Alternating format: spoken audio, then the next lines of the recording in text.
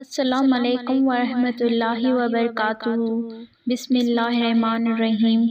اے لوگو جو ایمان لائے ہو، تم ان پاکیزہ چیزوں میں سے خرچ کرو جو تم کماتے ہو، اور ان میں سے بھی جو ہم نے تمہارے لیے زمین میں سے نکالی ہیں، اور مت ارادہ کرو اللہ کی راہ میں ردی اور خراب چیز خرچ کرنے کا، جبکہ تم خود تو وہ چیز لینا بھی پسند نہیں کرتے، الا یہ کہ اس بابت تم چشمے پوشی کر جاؤ، اور جان لو کہ بے شک اللہ بے پرواہ ہے، قابل تعریف ہے۔ شیطان تمہیں تنگ دستی سے ڈراتا ہے اور بے حیائی کا حکم دیتا ہے، اور اللہ تم سے اپنی بخشش اور فضل کا وعدہ کرتا ہے، اور اللہ وسعت والا، خوب جاننے والا ہے۔ اللہ جسے چاہتا ہے حکمت دیتا ہے، اور جس شخص کو حکمت دی گئی تو اسے بہت بھلائی عطا کی گئی، اور ان باتوں سے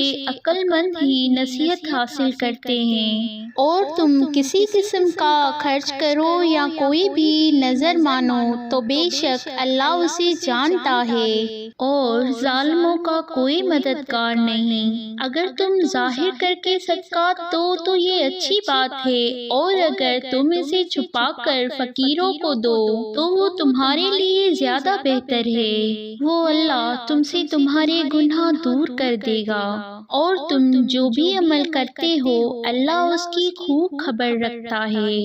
اے نبی، لوگوں کو ہدایت دینا آپ کی ذمہ داری نہیں، لیکن اللہ جسے چاہتا ہے ہدایت دیتا ہے۔